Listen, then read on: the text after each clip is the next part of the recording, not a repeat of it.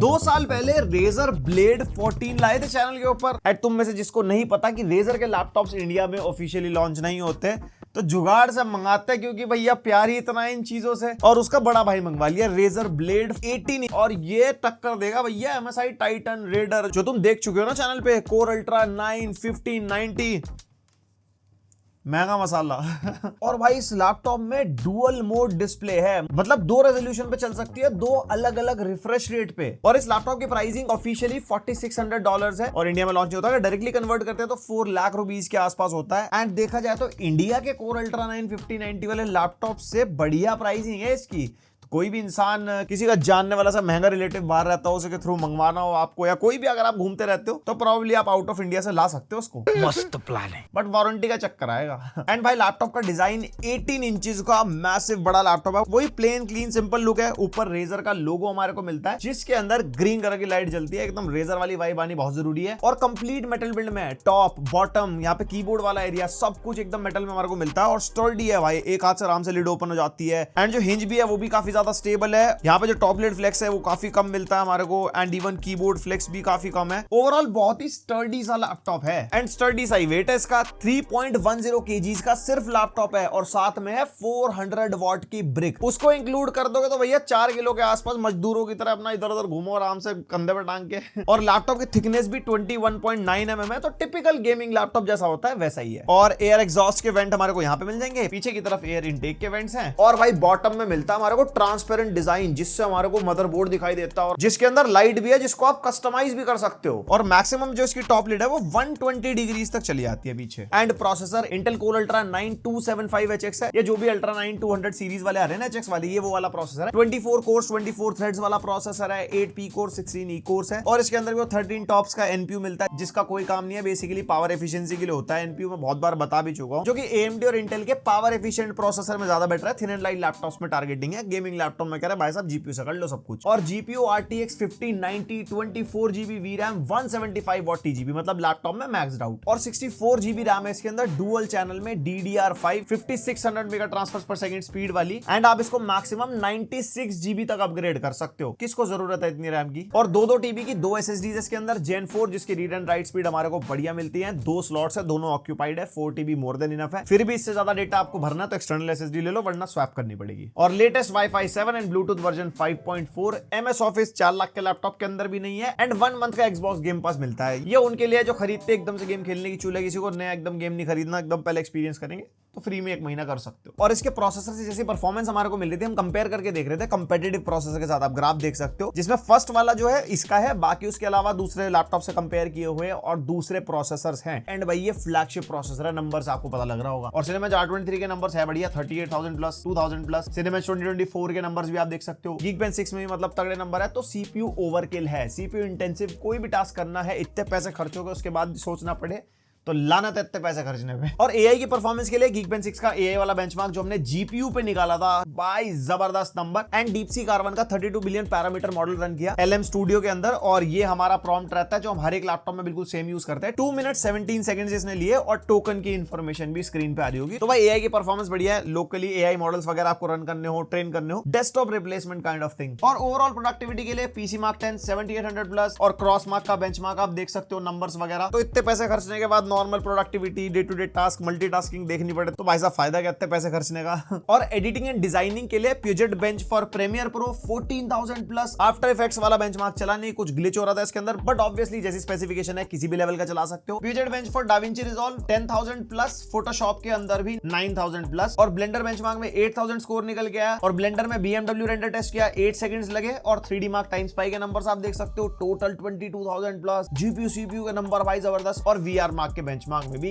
18,000 plus. अब जितने भी ये प्रोडक्टिविटी और GPU इंटेंसिव बेंचमार्क आपने देखे, इसमें भाई अच्छे से अच्छे लेवल का गेम डेवलपमेंट, प्रोडक्टिविटी, टास्क या VR गेमिंग या कुछ भी आपका करने का मन है, आराम से कर सकते हो, कोई भी सॉफ्टवेयर एडिटिंग वाला, प्रोडक्टिविटी वाला आराम से चलाओ, कोई टेंशन वाली बात नहीं है। और ये सारे बेंचमार्क दिखाने का रीजन यही है, अगर आपको सेम प्राइस पॉइंट पे कोई भी एक दो लैपटॉप से कंपेयर करना हो जो वीडियोस हमने बना रखे, तो ये सारे बेंचमार्क आपको सब वीडियो में मिल जाएंगे, आपको कंपेयर करने में इजी रहेगा। और एक्सट्रीम टेस्टिंग कंडीशन में भी डाला हमने लैपटॉप को। 100% सीपीयू लोड प्राइम 95 में 1 घंटे के लिए 99 डिग्री मैक्सिमम गया, 89 डिग्री का एवरेज था, 5.18 गीगाहर्ट्ज तक गया एंड 3.8 गीगाहर्ट्ज का एवरेज मेंटेन कर गया। और वॉटेज भाई 186 वॉट तक गया, तब भी 99 डिग्री टेंपरेचर है और एवरेज भी 146 वॉट का है। फिर मैंने कहा जीपीयू पे टेस्ट कर लेते हैं, जीपीयू भी हमारा 70 डिग्री एवरेज ही गया था और प्रॉपर 175 वॉट तक पावर ड्रॉ कर ही रहा था। तो लैपटॉप भाई रेजर एकदम फुल स्टेबिलिटी के साथ काम कर रहा है। एंड गेम टेस्ट देख लेते हैं। जैसे सबसे पहले वैलोरेंट टेस्ट किया, वही एवरेज हमारे को 450 एफपीएस का मिल गया हाई सेटिंग्स पे, और ये 2400p है यानी कि 4K प्लस। तो भाई रेजोल्यूशन का खास ख्याल रखना,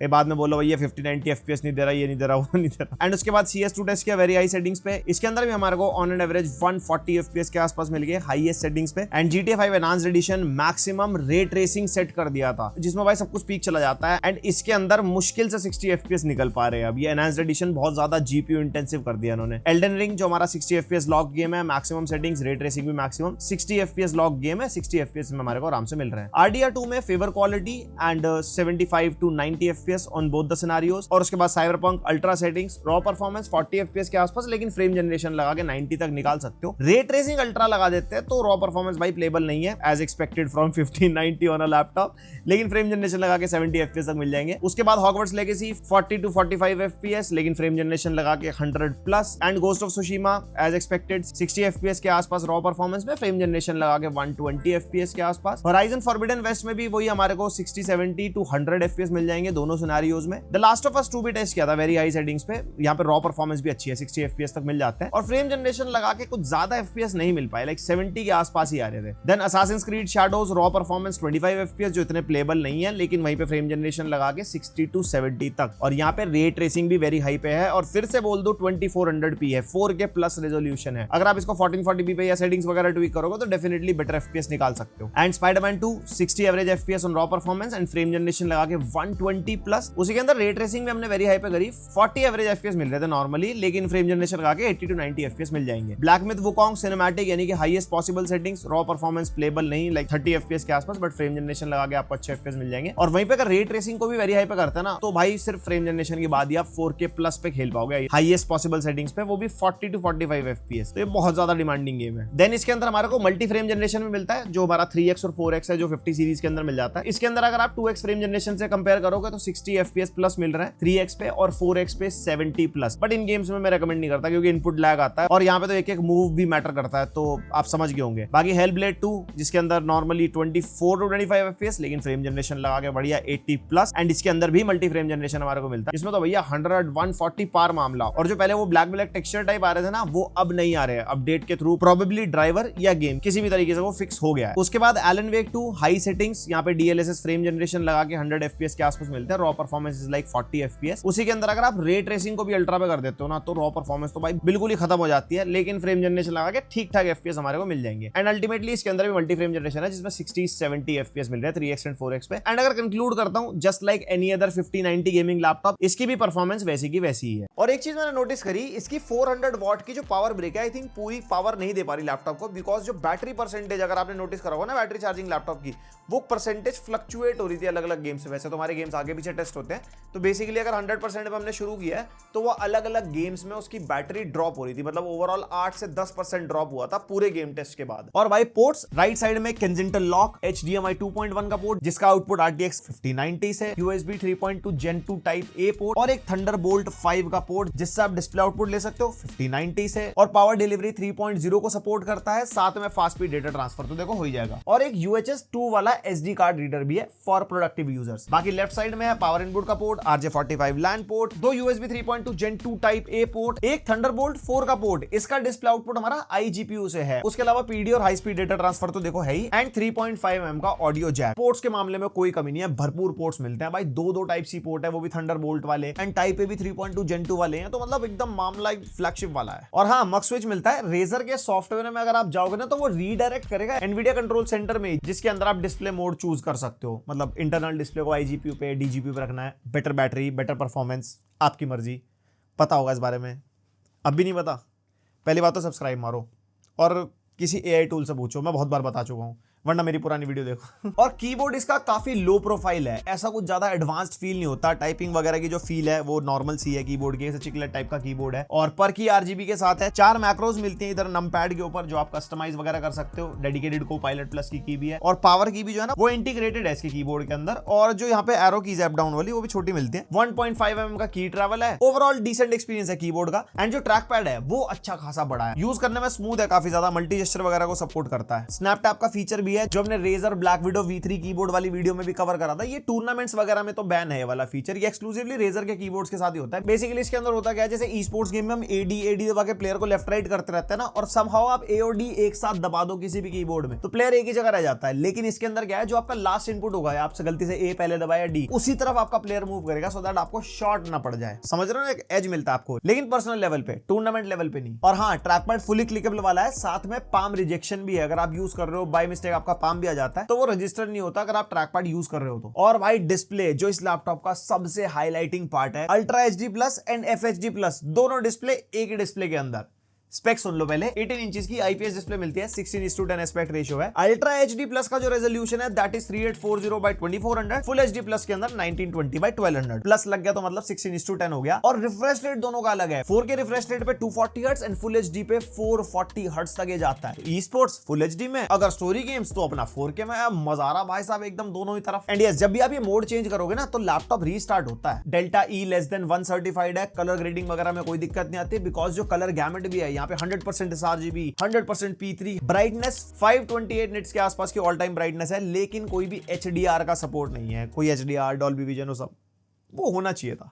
खैर डिस्प्ले में फिर इतना कुछ आगे मैं क्यों बोल रहा हूं इतना, इंडिया मिल रहा है, कितने लोग लेने वाले हैं इंपोर्ट करा के, कमेंट करके बताओ। और डिस्प्ले के स्वाद है भाई, आप कंटेंट क्रिएशन कर रहे हो, प्रोडक्टिविटी टास्क कर रहे हो, गेमिंग कर रहे हो या कंटेंट वगैरह भी क्यों ना देख रहे हो, उसके ऊपर डिस्प्ले स्वादिष्ट है भाई, मजा आ जाता देख के। और ये है वेबकैम की क्वालिटी, रेडर और टाइटन के तरीके से इसके अंदर 720p वाला वेबकैम नहीं है, 1440p 30fps वाला वेबकैम है। अच्छी डिटेल्स कैप्चर कर रहा है, लाइटिंग कंट्रोल भी अच्छा है। बाकी क्वालिटी डिस्प्ले की मेरी कैसी लगी। और विंडोज के स्टूडियो इफेक्ट्स वगैरह भी मिल जाते हैं इसके अंदर, साथ में फिजिकल प्राइवेसी शटर भी है अगर वेबकैम आपको बंद करके रखना हो। एंड IR कैमरा है ये, विंडोज हेलो का सपोर्ट है, फेस अनलॉक के थ्रू विंडोज में लॉग इन कर सकते हो। इतना महंगा लैपटॉप ऐसे पासवर्ड डालने की जरूरत नहीं हो, नीचे अपने आप खुलना चाहिए भाई साहब। और भाई स्पीकर्स, एक सैंपल सुनो पहले।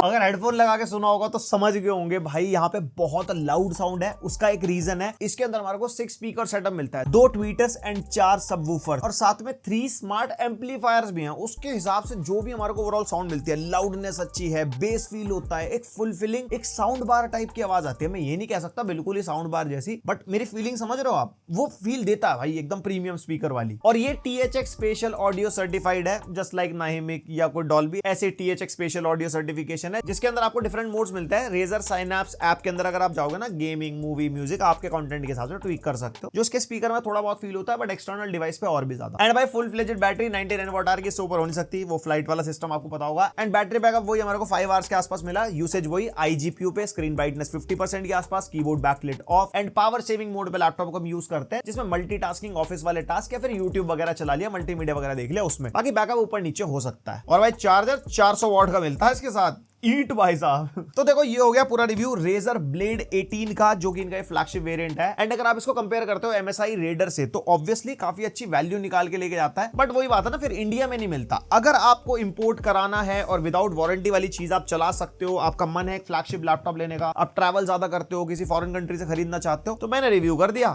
चॉइस आपकी है। लेकिन अगर इंडिया में कुछ खरीदना है तो MSI टाइटन और MSI रेडर का रिव्यू देख सकते हो, जो फ्लैगशिप 5090 के साथ है। वैसे लीजियन भी मैं जल्द लाने वाला हूं 5090 वाला चैनल पे, तो उसके लिए आप सब्सक्राइब कर लो, लाइक मार दो, और कोई सजेशन, क्वेरी, फीडबैक उसके लिए कमेंट सेक्शन खुला है। बहुत लंबा टेक दे दिया। मिलते हैं नेक्स्ट वीडियो, तक के लिए बाय।